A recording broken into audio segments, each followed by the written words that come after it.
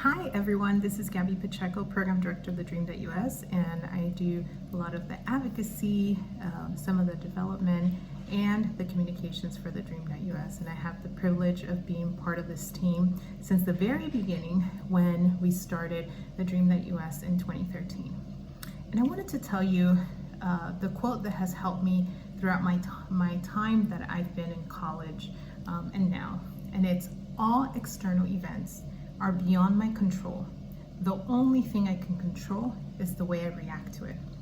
When I was 8 years old, I came to the United States with my parents, and my parents made the very tough decision to leave everything behind, to leave their family, their culture, their language, everything that was known to them, to move to the United States for their children, their 4 children. And that was something I couldn't control. I came to the US not really knowing that I was moving from one country to another. I actually thought that the whole entire world was Ecuador, because when you turn the globe, those little nice globes that used to be in the classrooms, there's this line around called the equator. And so the only thing I can control during that time was how I did in school. And I did really well. And I excelled in school, and I worked really, really hard, because when I was in 5th grade, I went to the University of Miami and I fell in love with this college and this university. And since then, I knew that I wanted to go to college. But because I was undocumented, I couldn't. And the first time I learned that my status was not going to allow me to go to school was when I was in 8th grade. And my sister, my oldest sister, tried to go to the local community college to be a nurse. And I thought, they're gonna let her. There's a shortage of nurses. There's so many people that need that. And unfortunately, they told her no. They told her, you don't have the right kind of papers. And then came my other sister, who went on Plan B, tried out the military. And they came to our house and they tried to recruit her. And once again, they said, I'm sorry, you cannot join the military because you don't have the right kind of papers. So Plan A and Plan B were out the window for me, but I knew that those were things I couldn't control. The only thing I could control was the way I reacted to them. And so when I graduated high school and my college counselor sat me down and said I couldn't go to college because I didn't have the right kind of papers, I told her in my mind, watch me.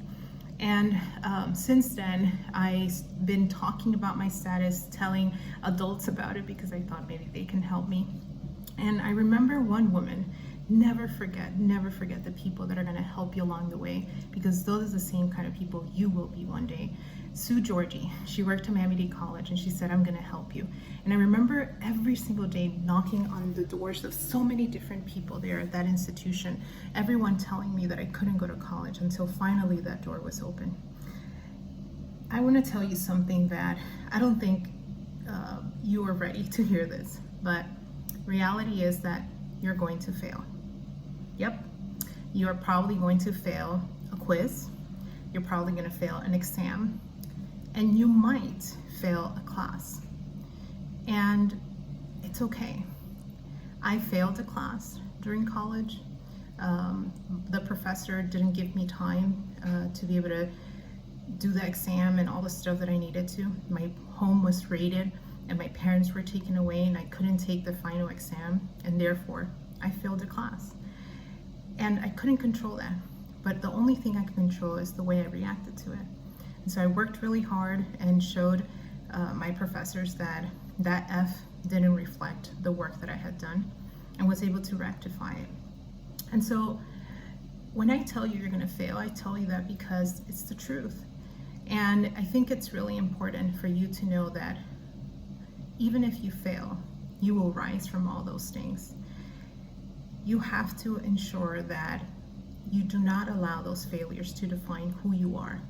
And that despite all those failures that are gonna come your way because of your status, because of your orientation, your gender, because of whatever it is, that you don't let those failures define you, that you learn from them, and that you learn to move forward. And so today I want to tell you I have 3 college degrees despite being undocumented, despite having to pay fees as an international student. And I have been in the United States now for over 26, 27 years. Most of those 25 years I was undocumented. Today I have a green card. Today I have a dream job. I am a dreamer that has been able to accomplish so much in my life despite the failures. And so, despite ICE coming to my home and threatening me and taking my parents away, despite being diagnosed with cancer, I stand here with you today. Despite suffering from stress and depression, I stand here with you today. And despite all the external things that are beyond my control, I stand here with you today. And I want to tell you that we are here for you. We are here for each other. And that you too one day will have that opportunity to graduate from college. You too will have that job that feels you like the job that I have today. And the job that will help you pay the bills, reality check. But I want you to please pay close attention to what I'm about to tell you, what I'm about to ask you. I want you to please take a deep breath in, hold it, breathe out, listen to me. You matter, you belong, and you are so valuable. Welcome to the Dream.Us family. You are so loved.